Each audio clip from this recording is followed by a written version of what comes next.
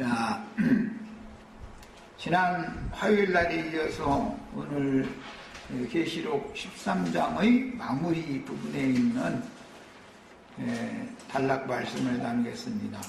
기성교계에서 하도 여러 말들이 많아서 흔히 말하는 계시록 13장 마무리 단락 얘기만 나오면 666 짐승표 뭔지 아주 그것은 이제 다들 많이 외우고 있는 부분인데, 지난 화요일 날 오늘 나눌 말씀의 토를 닦는 말씀을 3시간 나눴고, 창세기 2장에서부터 흙사람 아담에게 하나님께서 숨을 불어넣어 주시고 그의 독처하는 것이 좋지 못했기 때문에 그에게 배필을 지어주시리라 작정하시고, 먼저 6째 날 사람을 지으시기 전에 짐승들을 먼저 창조하시고 아담에게 그 짐승들의 이름을 지어주라고 하신 데서 계시록 13장 마무리 단락에 짐승의 이름을 받는 말씀이 나온 것이다 라는 거 말씀을 드렸고, 그 짐승의 이름을 받도록 미혹하는 영들이 세상에 보냄을 받는데, 그것이 거짓 선지자들로서 땅에서 올라온 큰 음녀의 7머리들,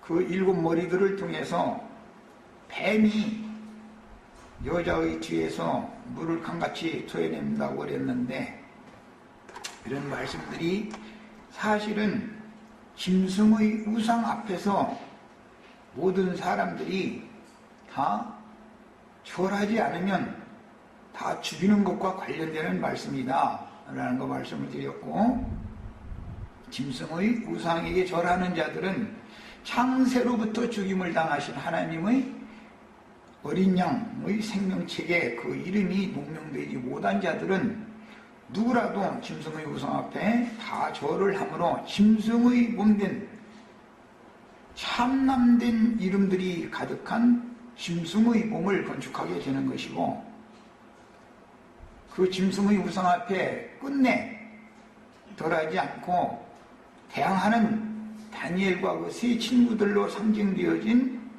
이기는 자들은 어린 양의 신부로서 어린 양의 새 이름인 거룩한 성 새 예루살렘의 이름이 주어진다라는 것을 지난 화요일 날 중점으로 말씀을 나눴습니다. 오늘은 이제 나아가는 말씀을 좀 세부적인 말씀을 나누겠습니다. 나는 맘먹기는 오늘 이걸 다 마치려고 그랬는데, 혹시 오늘 다 못하면 다음 주 화요일 날 마치도록 하죠. 누가 빨리 안 마친다고 해코지할 사람은 아직 없으니까. 지난 시간에 두라평지에 느부갓네살 왕이 예루살렘 성전에서 강탈해간 솔로몬의 세수로 받아들였던 금 666달란트로 두라평지에 금신상을 세워놓고 그 앞에 절하지 않는 자들은 다 죽이는데, 다니엘과 그 세 친구들은 절을 하지 않았지만 하나님께서 저희들을 보전 살려주셨다 라는 말씀을 중점으로 말씀을 나눴고, 그 짐승 우상이 장과 광은 6규빗이고 그 높이는 60규빗이어서 그것을 나열을 할 때는 666이라고 하는 수가 나온 것인데, 거기에서 계시록 13장에 666이라고 하는 수가 인용된 것이다 라는 것까지도 말씀을 나눴습니다. 이와 대비해서 거룩한 성 새 예루살렘의 형상과 모양을 증거하는 치수를 말할 때 장광고가 모두 12,000 스타디온씩 네모반 듯하다라고 표현이 됐기 때문에 짐승의 우상의 치수와 대비해가면서 깨달아야 된다라는 것까지도 지난 시간에 말씀을 드렸습니다. 그리고 거룩한 성 새 예루살렘의 성벽의 규격은 144 규빗이다 그랬는데 6이라는 수와 12라는 수가 어디에서 어떻게 기인되어져서 성경 결론에 이렇게 나오는지, 이것은 6이라는 수는 창조의 날 여섯째 날에 땅의 짐승을 먼저 지으시고 그 다음에 마지막으로 사람을 여섯째 날 지었기 때문에 짐승의 수, 사람의 수라는 용어도 창세기 1장과 2장에서 연유된 것이다 라는 것까지 같이 말씀을 나눴습니다. 성경을 이해할 때는 이처럼 성경이 성경 자체를 스스로 해석을 해주고 있기 때문에 무슨 사람의 어떤 지식이나 인간 세상사의 무슨 사전이나 뭐 이런 거 날마다 드리고 그러면은 사람이 괜히 하나님의 말씀에서 멀어지게 마련이고 하나님의 말씀에 대해서는 자꾸 눈이 감기게 마련인 것이다. 왜? 영이 교만해지기 때문에 그런 것이다. 세상 지식도 사람을 세상적으로 교만하게 하는데 영적인 지식이 더해지면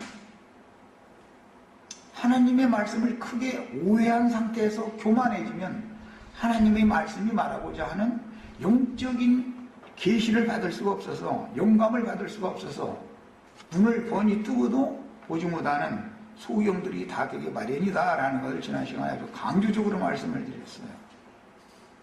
그러므로 우리는 순수한 눈으로 성경을 읽는 습관이 들여져야 돼요. 매일 어떻게 해서든 성경을 읽어야 돼요. 계시록의 결론의 말씀을 해석해내려면 앞에 나오는 성경 전권을 다 알아야 된답니다. 그렇지 않으면 계시록을 알 수가 없는 것이죠. 두라평지는 사방에 물이 넉넉하여 사람 눈으로 보기에는 에덴 동산과 같은 세상을 말하는 것이고, 아브라함의 조카 롯이 택한 평지의 소돔과 고모라 성에 대등한 들판이었고, 그곳에서는 땅의 소산, 농사하는 자들을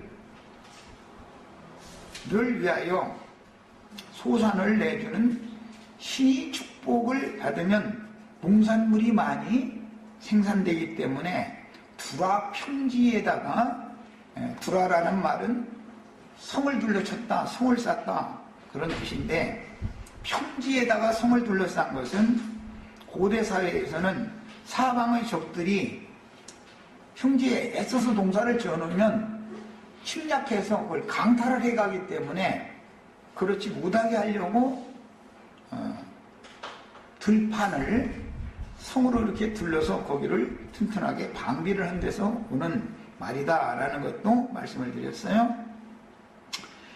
이것은 훗날 광야에 이른 이스라엘 백성들이 시내산 아래에서 금송아지 우상을 세워놓고 숭배를 하는 것으로 신앙적으로 타락되어진다라는 것을 보여주는 한 보의 그림이 되었고, 훗날 여로보암 왕이 베델과 단에 금송아지 우상을, 신상을 세워놓고 나서 이스라엘 10지파들이 예루살렘 하나님의 성전에 가서 경배하는 것을 막고 하나님에게로 나가지 못하고 자기를 바라보고 자기를 따르게 하려고, 자기가 왕 노릇을 하려고 그런 짓을 했었던 것이에요. 이렇게 다시 역사에서 재현이 됐습니다. 짐승의 우상들이라는 것은 개신교계의 거짓 선지자들을 말하는 것인데, 이것은 바다에서 올라온 짐승이 있고 땅에서 올라온 짐승이 있는데, 계시록 13장 마무리 부분은 땅에서 올라오는 짐승들에 관한 말씀이에요.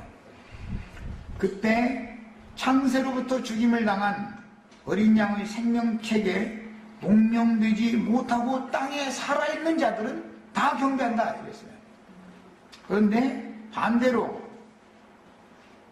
주께서 보내신 증인들에게 동역하며 증인들에게 비밀스럽게 뱀의 낯을 피해서 양육을 받는 여자의 남은 자손들은 짐승의 우상에게 절하지 않으므로 수가 몇이든지 다 죽임을 당한다 그랬어요. 죽임을 당한 자들은 거룩한 성 새 예루살렘에 당연히 들어가는 것이고 첫째 부활로 일어나는 것이고, 절을 함으로 짐승의 이름을 받은 자들은 짐승의 7 머리들과 함께 그 큰 음녀가 두루 형벌을 받을 후에 그 영원히 쉼이 없는 둘째 사망 불못에 들어가는 것이다 라는 것까지 연결지어서 말씀을 드렸어요.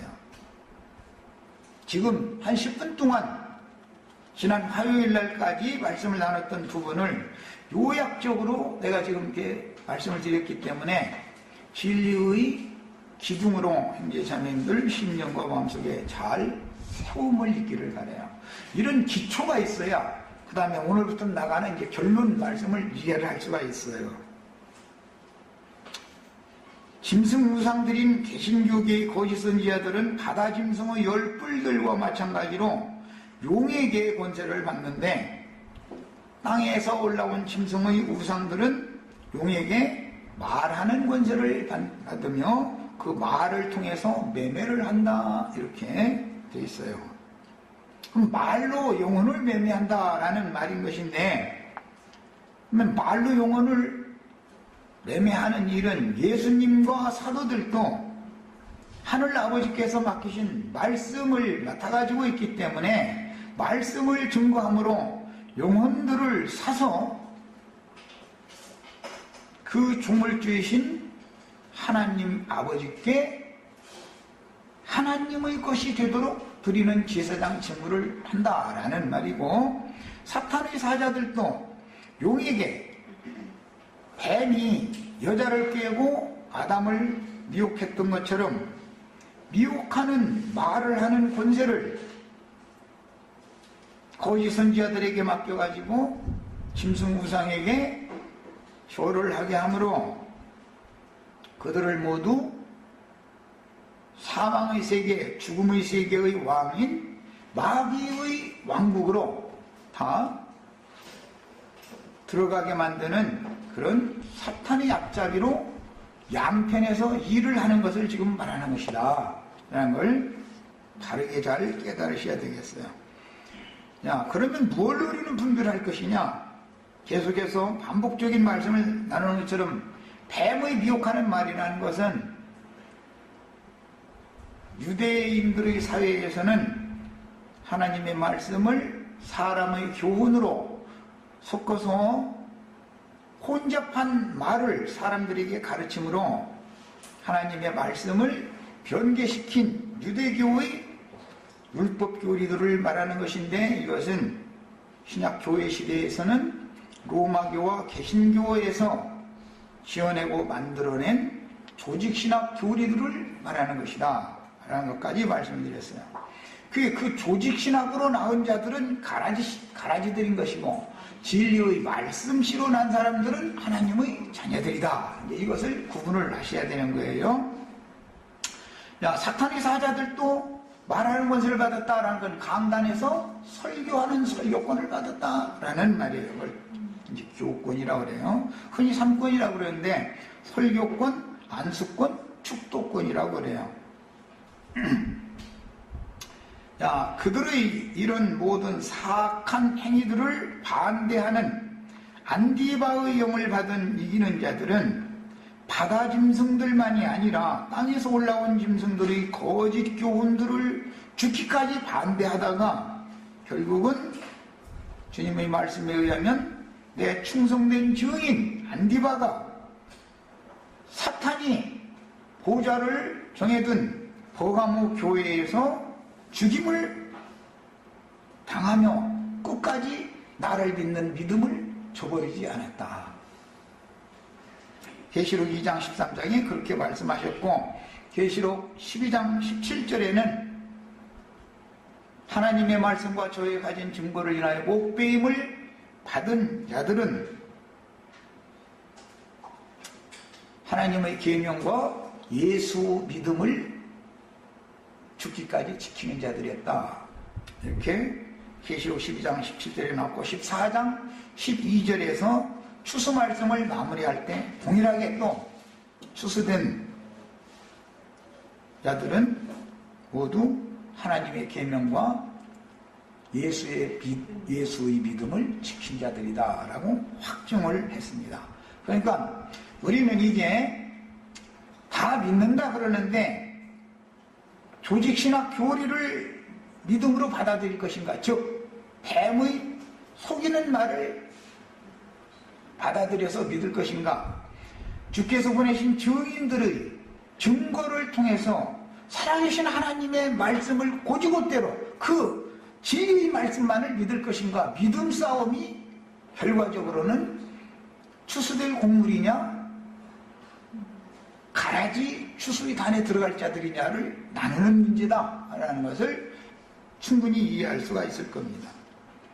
하늘 전쟁에서 패한 용과 그 사자들이 계시록 12장에서 보면 분을 내어 땅과 바다로 쫓겨났으니 당연히 땅과 바다에는 큰 바람이 몰려불고 먼저는 영적 전쟁 바람이 지나가며 지금 나는 혼자 지금 외롭게 지금 영적 전쟁을 하는 중이에요. 그러니 우리 지체들은 이제 단체적으로 이제 이 전쟁에 다 가담을 하시는 날이 빨리 오기를 바라요.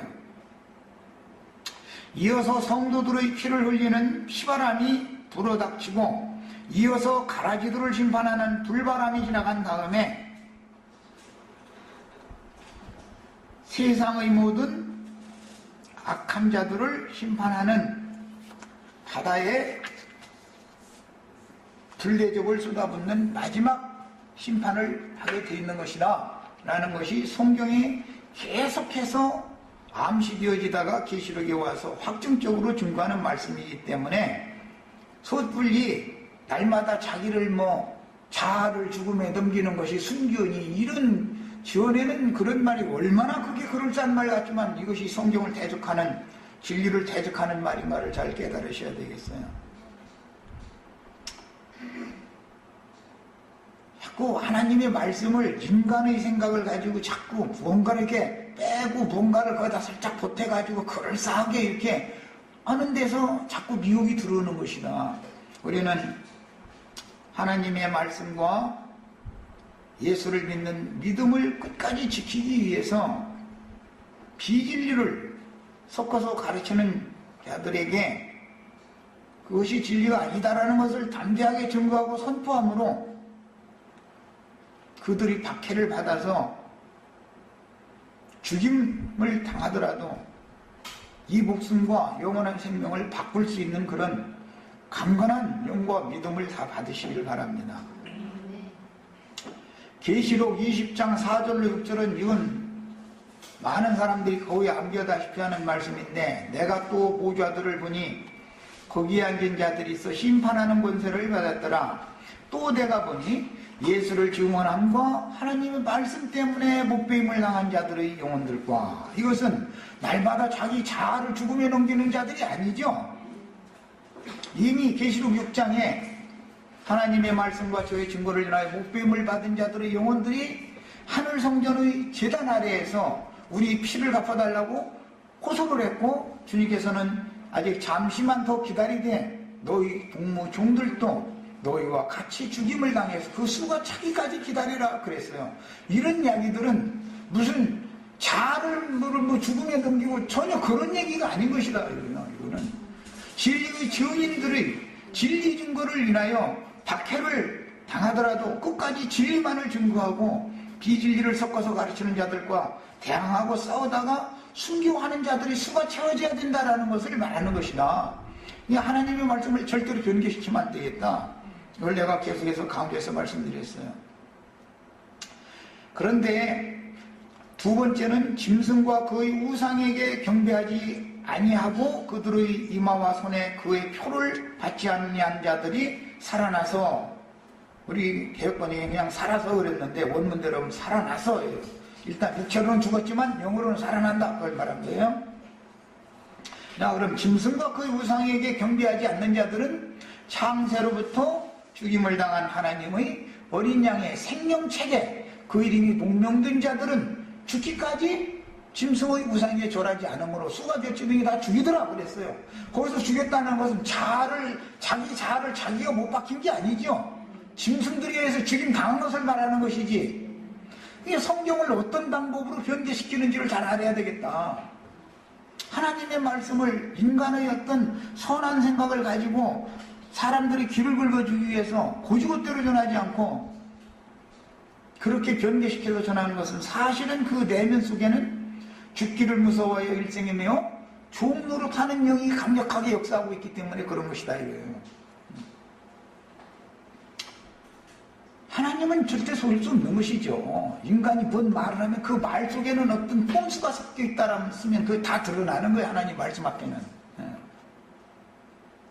그 다음에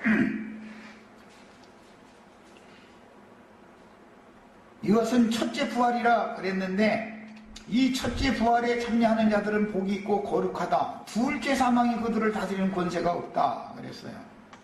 그러면 첫째 부활이라는 말이 무슨 뜻이고 둘째 사망이라는 말이 무슨 뜻인가를 알아야 된다. 부활도 두 단계가 있다라는 것이고 사망도 두 단계가 있다. 성경에는 이걸 말하는 거예요. 이것은 첫째, 둘째라고 말할 때 순서적인 의미가 먼저 있고 그 다음에는 그 내용이 들어있어요. 거기에는 첫째 부활하면 순서적으로 1번이다 이 말이고 그 다음에 내용에 들어가서는 제일 좋은 부활이다 그런 뜻이에요. 그 다음에 둘째 사망하면 순서적으로 두 번째 죽음이라는 의미가 앞에 있고 그 다음에는 둘째 사망이라는 것은 영혼이 영원토록 쉼이 없는 환난과 곤고를 당하는 상태를 말한다. 이처럼 성경을 해석할 때는 성경 자체가 말하고자 하는 의도를 정확하게 아는 게 필요하다. 그리고 양면 적용을 하는 것이 잘 할 줄 알아야 되는 거예요. 왜? 우리가 개인적으로 봐도 땅에 흙으로 지음받은 육신의 몸만 가지고 있는 게 아니라 속에 영혼이 있으니까 영혼과 육신의 몸을 지금 현재는 분리시킬 방법이 없죠. 분리시켰다는 죽었다는 뜻인 건데 첫째 사망에 들어가 버렸다는 뜻인 건데 이 생이 육신을 입고 살아있으면서 육신의 몸으로 보고 듣고 만지는 것들은 부정해버리고 내적으로 뭐가 된다 이것만 자꾸 추구하다 보면 영지주의로 빠져버린다 이거예요. 영지주의로.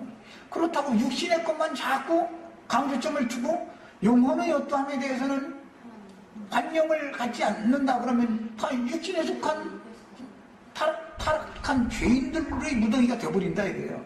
그래서 이것을 성경을 합당하게 양면 적용을 잘할 줄 아는 것이 지혜 없는 사람이다. 그 다음에 사망이 두 가지가 있는데 흑사람 아담에게 최종적으로 주님께서 명령하시기를 너는 흙에서 취함을 받았으니 흙으로 돌아가라 그랬고 이것을 시편 90편에서 모세가 영감으로 깨닫기를 너는 티끌에서 왔으니 티끌로 돌아가라 라고 하는 말씀으로 깨달았다 이거예요. 그것은 첫째 사망을 말하는 것이다. 그 날이 오기 전에 주께서 보내신 사자들의 증거를 듣고 영으로 깨닫고 마음에 믿어서 위로부터 다시 나아져서 위로부터 오는 초소로 덧입혀진 후에 이 육의 장막을 벗어나서 신령한 새 몸을 입고 예수 그리스도의 새 창조 세계를 유업으로 받는 것이 인생의 목적인 거다 이 말이에요.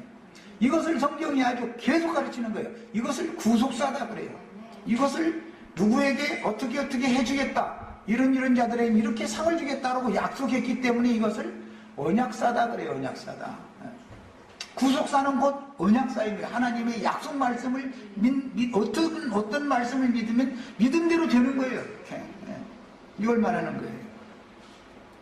그 다음에 첫째 사망과 영적 사망인 둘째 사망이 있는데 첫째 사망은 뭐 누구나 다 경험하는 것처럼 육체의 환난과 곤고를 계속 당하다가 날마다 죽어가는 거예요. 후패되어져 가는 거예요. 낡아져 가는 거예요. 육신 의생에 사는 동안은. 그 육체의 환난과 곤고를 끝날까지 당해가다가 최후로는 육의 장막이 무너지는 것이 첫째 사망이다 이거예요. 그러나 모든 사람은 한 번 죽는 것이 하나님의 정하신 바이기 때문에 첫째 사망을 피할 육체는 하나도 없는 것이다. 그러나 더 중요한 것은 둘째 사망이 중요한 것이다. 이제 성경은 이걸 말하는 거예요. 그 둘째 사망이란 건 뭐냐? 영의 환난과 곤고를 이 생에서 육신을 입고 사는 동안에 미리미리 이것을 다 경험을 하면서 육체의 고난을 통해서 순종을 배워서 영의 환난과 곤고를 다시는 당하지 않는 완전한 세계에 들어가는 것은 영생에 들어갔다 그러고, 영원토록 영의 환난과 곤고를 당하는 완전한 멸망의 세계로 이끌려가는 것은 둘째 사망에 들어갔다, 이렇게 말하는 것이다. 이런 말씀들은 다 적어놓고 읽어보시기 바래요. 로마서 2장 9절에는 영의 환난과 곤고, 그것이 마지막 심판이라는 설명이 나와 있어요. 그 다음에 로마서 8장 10절로 11절에는 죄와 사망의 몸은 죽은 몸이다 그랬고, 이 죽을 몸도 살린다라는 말씀이 나왔는데, 그거 마침 어제 우리 이제 홍영재님이 그 질문방에 그 글을 올려놔서 내가 여기 댓글을 다루는 것이 있어요. 그 다음에 계시록 2장 11절에는 둘째 사망의 해를 받지 않는 이기는 자들에 대해서 말씀이 나왔어요. 첫째 사망은 모든 사람에게 죽는 것이 이미 정하신 것이니까 그것은 누구도 피할 수 없지만, 둘째 사망까지도 피할 수 없는 게 아니라 둘째 사망은 피하게 만드는 말씀이 복음 말씀이다 라는 걸 알 수 있는 거예요. 자, 그래서 첫째 부활에 참여할 복 있는 자들은 말씀 증거를 인하여 순교한 자들과 짐승의 때를 살아서 그날을 맞은 증인들과 시온산에 올라간 성도들이 구름 속으로 추수되어도 간다라고도 되어 있는데, 이게 주님께서 동사하신 천국의 곡식들이고, 짐승의 이름이나 그 이름의 표시를 받지 않고 짐승들이 거짓 교리들을 끝내 대적하여 이긴다. 이것은 인내로, 나의 인내의 말씀을 지켰은즉 나도 너희를 큰 시험의 때를 면하게 해주겠다. 이게 이제 약속인 건데, 거짓 교리들을 대적함으로 짐승의 시험을 등이 이기고 지나갈 수 있게 해주신다. 피하게 해준다라는 말은 그걸 당하지 않게 해준다 그런 말이 아니라, 짐승의 환난을 당한다 할지라도 능히 이기게 해준다. 그러고서 그것을 피하게 지나가게 해준다 그 말이란 말이에요. 건너뛰게 해준다 이 말이란 말이에요. 그건 구원이라고 그러는 거예요. 그것이 다니엘과 세 친구들이 실제로 그런 경험을 했고, 계시록에 와서 모든 이기는 자들이 다니엘과 세 친구들과 같이 그렇게 되는 거예요. 이 사람들만 첫째 부활로 일어나서 그리스도와 더불어 1000년 동안 왕 노릇 할 수가 있게 된다라는 것이 약속의 시연인 거예요. 그런데 이런 말씀을 가지고 1000년 통치의 왕국 기간이 있냐 없냐, 뭐 자기가 자아를 다스리는 것이 뭐 다스립니다, 뭐 이러고 막 그냥 뭐 참 해도 무지한 소리를 해도 너무 잘 모르면은 차라리 나 이런 점에 대해서는 의구점이 있으니 우리 홍영재처럼 정직하게 좀 물을 부든지 말이야. 뭘 집들도 좀 속된 말로 아는 것도 없이 말이야. 무슨 히브리어가 어떻고 헬라어가 어떻고 이래가면서 사람들을 미혹해가지고 정문양을 만들어 놓고, 그러고서도 아직도 깨닫지를 못하고 돌이키지를 않고 저러니 나는 답답해 죽겠는데, 그쪽 동네 사람들이 볼 땐 내가 얼마나 또 답답하다고 할 거예요. 나도 얼마나 답답하게 보겠어요. 이것이 바로 영적 전쟁이다. 이것이 바로 영적 전쟁이라는 게 뭔데, 여기 지나가는 아저씨가 나한테 와서 영적 전쟁을 걸 리가 없어요.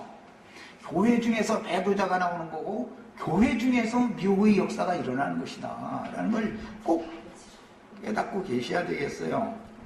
그 다음에 그러므로 말세의 추수 때를 당한 우리는 첫째 부활에 참여하는 이기는 자들이 되기를 추구해야지, 혹시 짐승의 때인 큰 환난의 날들을 주님의 약속에는 내가 그 날들을 감해주겠다는 약속도 있어요. 전에도 없고 후에도 없는 큰 환난의 날은 반드시 오는데, 김형제 말대로는 그날은 오지 않는다 이러고 막 절대 오지 않는다 막 이러고 절대라고까지 해놔버렸던데, 이것은 예수님이 하신 말씀이나 선지자들이 말씀을 완전히 그냥 자기 맘대로 뒤집어 버리는 말이잖아요. 이게 창세기에서 뱀이 그럴싸한 말로 요렇게 말 가지고 요리를 하다가 나중에는 아니라 너희가 결국 딴코 죽지 아니라 그 말을 그대로 지금 실현하고 있는 거예요. 이런 걸 알아야 돼.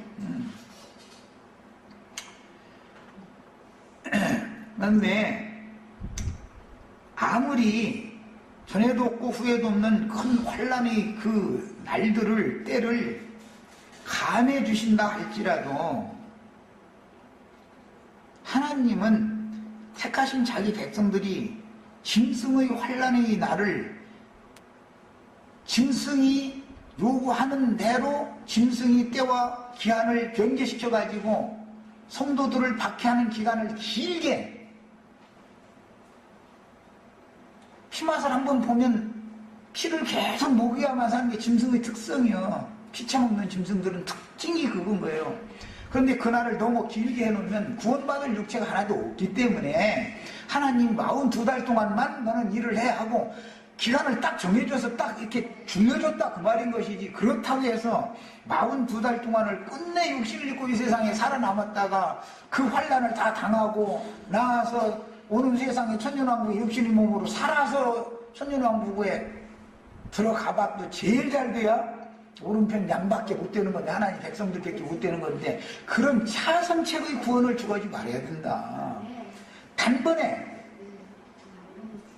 어린 양의 신부로 들어가는 구원을 우리는 추구해야 되는 거예요. 그러려면 하나님의 말씀과 저희 가진 증거를 인하여 목배임을 받든지 그 우상에게 경배하지 아니하므로 다 죽임을 당하든지 둘 중에 하나의 수에 다 들어가야 되는 것이다 이 말이에요. 이 수가 14만 4천이다 이 말이에요. 그래서 13장에 이어서 시온산에서 14만 4천 얘기가 그래서 이어서 나오는 거예요. 이제 그러면 또 14만 4천이 2만이처럼 말이에요. 2000년 동안 14만 4천이 하나도 없었어. 그러다가 이제 오늘날 갑자기 막 14만 4천을 막 모아 이제 막. 시온산에는 어린 양이 맨 먼저 올라가 있죠. 14장 1절에 봐요. 어린 양이 시온산에 서 계시잖아요. 그래서 지난 시간에 내가 14만 4천을 1번은 두고 예수님 내가 이것까지 내가 그래서 증거를 했던 거예요.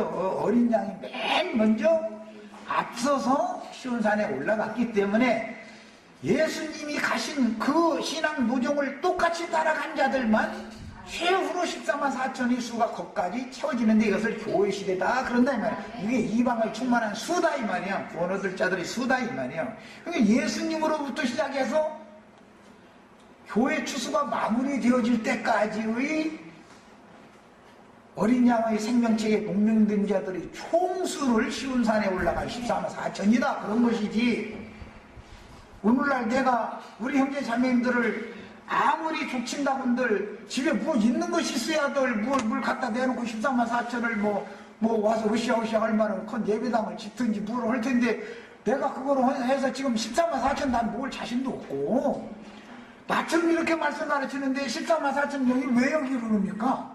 그러면 개나 거리나 개똥이 다 구원받게? 구원 얻는 무리는 적은 거예요. 어느 시대든지 이것을 꼭 믿으셔야 되겠어요. 하나님은 저희 다스를 원하시는 게 아니에요. 애고에서 나왔지만 광야에서 왜 다 죽여요? 다스를 원치 않기 때문에 그러는 거예요. 신실한 신앙을 끝까지 그 믿음을 지킬 자들이 몇 명 남느냐 이걸 말하는 거예요. 그래서 예수님이 인자가 다시 올 때 그날에 세상에서 믿음을 보겠느냐 그랬어요. 이게 무슨 말이에요? 지금같이 믿는 사람들이 천지사방에 널렸는데 하나님의 계명과 예수의 믿음을 지키는 자들만 이기는 자들이다 이걸 말하는 거예요. 내가 이런 걸 가르치면은 나보고 돌았다고 그러지, 여기에 14만 4천 명이 꾸역꾸역 모여들어도 난 14만 4천 명 감당하도 못하고 내가 무슨 재주로 14만 4천 명을 감당할 거예요. 예수님도 120명, 주의 성령도 겨우 120명 가지고 좀 이건 찔찔했다는 좀 그런데 그것도 감당하기 어려운데, 예수님도 제자들 보고 50명, 100명씩 앉혀놓고 떡을 나눠주게 했는데 14만 4천 명을 무슨 재주로 한 자리에다 모아놓고서 예수님보다 능력이 얼마나 많으면 예수님 50명, 100명씩 하는데 겨우 오늘날 기독교인들의 사상이, 정신이 얼마나 타락했고 하나님의 말씀을 얼마나 무시하는지를 잘 깨달으시기를 바라요. 우리는 많은 사람 불러 모으는 것을 싫어한다는 말이 아니라 그렇게 해야죠. 할 수 있는 한 사람이라도 더 옳은 데로 돌아오기 위해서 빛의 세계로 함께 가게 해야죠. 그러나 그렇게 많은 사람을 우리 형제 자매님들은 절대 얻어오지 못한다는 것을 이미 알고 있으셔야 돼. 그렇다고 전부 오지 말라는 말이 아니에요. 열심히 하세요. 무슨 내놓고 해야 되는 거예요. 하지만 14만 4천 명이 갑자기 모아질 리는 없어요. 만약에 14만 4천 명이 모여들었다 그러면 그건 내가 타락했다는 뜻이요. 또 나와 함께 동역하는 지체들이 다 그게 짐승과 교합하고 있다는 뜻이요. 이렇게 얘기하면 좀 너무 노골적인 얘기 같은데 오늘 그 말씀을 좀 나누려고 그래요. 지금 짐승의 몸이라는 건 뭐예요? 짐승놈들하고 부부관계를 맺었으니까 짐승의 몸이죠. 그런데 짐승의 몸에는 참남된 이름들이 가득하다 그랬어요. 우리 형제 자매님들의 거룩한 성 예루살렘의 이름을 다 받으셔가지고 거룩한 주님의 이름이 거기에 가득해야지 참남된 이름들이 가득한 몸을 세워서야 되겠어요? 그리스도의 몸을 세워야지.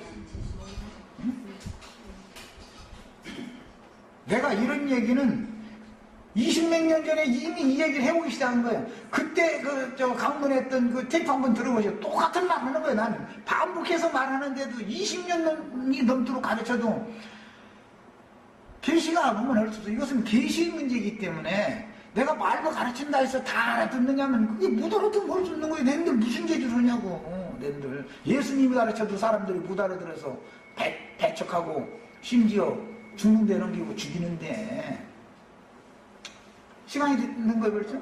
네. 이런 것을 잘 감안해 가면서 들으시기를 바라요.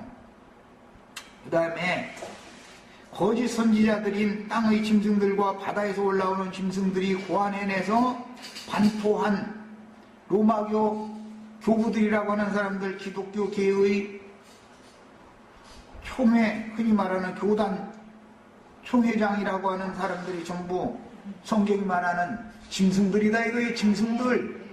짐승들이 나와서 하나님의 영을 받지 않은 흙사람들, 먼저 지어진 것은 우리 흙사람이 첫사람 아담에 속한 건 전부 짐승이지요. 먼저 지어진 것은 두 번째 지어져야 그리스도 인자 사람으로 지어지는 것이죠. 새 창조되는 거죠. 짐승들에게 가서 어린 양의 생명책에 목명도 되지 않은 사람들, 개나 거리나 오중이 귀중이 다 불러 모아가지고 짐승의 몸을 건축하고 있는데 이런 이치를 내가 아무리 얘기를 해도 못 알아들으니 난 정말 나는 답답해 죽고 그 사람들이 보면 나는 어디서 나온 흉악한 이단이 나와가지고 말이요. 이렇게 증거하면 그럼 너한테 가야 구원받냐 막 이러고 앉았다 이러고 따진다 이러고 꼭 요즘에 나 신문 보면 아주 열불이 터지는데 거짓부름으로 기득권 유지하고 밥 먹고 살던 악한 자들이 모든 것이 다 이제 저희가 다 밝혀가지고 다 드러났는데도 여전히 빽빽대고 짹짹대고 거짓부름으로 여전히 속이려고 그러면 이제는 속나 국민들이 다 읽었는데 모든 것을 다 알고 있는데 그런데도 여전히 짹짹대는 짐승세계는 내가 오늘 아침 깨달으면 짐승세계는 다 처음부터 피 흘리는 살인자들이고 거짓말하는 자들이기 때문에 어쩔 수 없구나. 이것은 이 거짓으로 다 통하는 세계구나.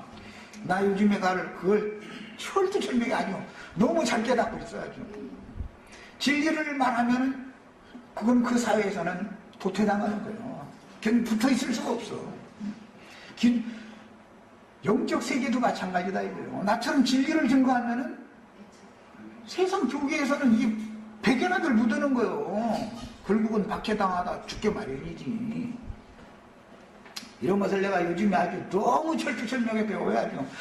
세상사도 교회에서만 이런 게 아니라 똑같구나 이치는. 근데 이걸 그냥 아주 이제는 국정원 뭐 어떤 놈들 온다 했던 나 이제는 안 무서워. 그놈들한테 가서 난 할 얘기가 딱딱 있으니까 이제는 어차피 죽을 건데 뭐까지 있는 거고 이제 전에는 혹시 내가 이런 말 하면은 국정원에서 체포로 왔다고 하려나 그런 생각도 내가 이제 해봤는데 이제는 나도 할 얘기 있어. 이제는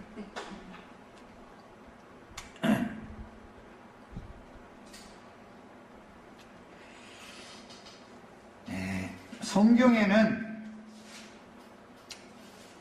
안수를 한다라는 말은 원래 위임한다라는 말에서 이게 오는 것인데, 위임을 한다라는 말은 생기를 불어넣어준다. 짐승 우상에게 생기를 불어넣어주니까는 말하는 권세를 받아가지고 나오죠? 즉 위임을 한다라는 것은 숨을 불어넣어주는 것으로 이제 구약성경의 상징이 됐는데, 이것을 나중에 실제적으로 율법으로 실현을 할 때는 관유를 부어준다, 이렇게 율법으로 실행을 했어요. 이제 우리는 창세기 2장 18절부터 기초적인 말씀부터 읽어나가겠습니다. 근거를 찾아야 되니까 말이에요. 짐승에게 이름을 준다라는 사역은 어떻게 하는 것이고, 어린 양의 새 이름을 새겨가지고 어린 양의 새 이름으로 인침받은 자들이 나아가서 하늘의 하나님께로부터 내려오는 거룩한 성 새 예루살렘의 이름을 성도들에게 누구 이름을 새겨주느냐 말이에요. 누구 이름을 받아가지고 보냄을 받아서 누구 이름을 새겨주느냐. 그러면 그들이 어디로 들어가느냐. 결과가 이제 이 얘기를 성경이 말하기 때문에 이것을 자세히 살펴보려고 그래요. 이미 창세기 1장에 보면 여섯째 날 앞에는 짐승을 창조한 얘기가 나왔죠. 24절 이하에서 그렇게 됐잖아요. 땅의 생물을 그 종류대로 내되 땅의 짐승을 종류대로 내라. 이게 여섯째 날 짐승부터 창조하는 거잖아요. 그 다음에 사람 창조했죠. 그래서 6이라는 숫자가 땅의 수다, 이게 땅의 수. 짐승 수다, 이게 짐승 수. 그런데 짐승도 창조했고 사람도 창조했으니까 짐승의 수요 사람의 수라, 이렇게 말하려는 거예요. 창세기 1장에서 인용한 말씀이 계시록 13장에 666이니 지혜 있는 자는 깨달으라. 이는 짐승의 수요 사람의 수라. 어디에서 나온 말이라고요? 창세기 1장 여섯째 날에서 인용하는 말이다, 그 말이요. 땅에서 난 자들은 다 뭐다? 짐승인간들이다. 짐승인간들. 첫 번째 난 사람들은 전부 우리가 어머니 뱃속에서 태어날 때 짐승으로 태어났죠. 그래서 나는 쥐띠인데, 띠가 우리나라 이 셈족속들은 흑사람을 전부 짐승과 비유해서 형상화시키는 거예요. 그래서 12간지에다가 12띠를 만들어 놔요. 그런데 쥐띠부터 시작해요. 그게 영년이에요, 그게. 이제 나는 이제 월년부터 이제 출생이 된 거예요, 말하자면. 그 출생부터 꼭 그 쥐띠에 태어나게 하셨는지 모르겠어.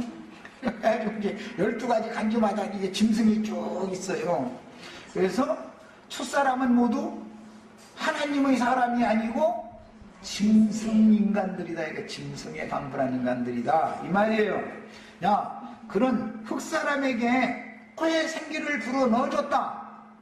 그러면 하나님의 일을 위하여 아담을 사역자로 위임했다, 안수했다, 그런 말이에요. 일단은 첫 시간 여기까지 하고 잠시 쉬었다가 이어서 하겠습니다.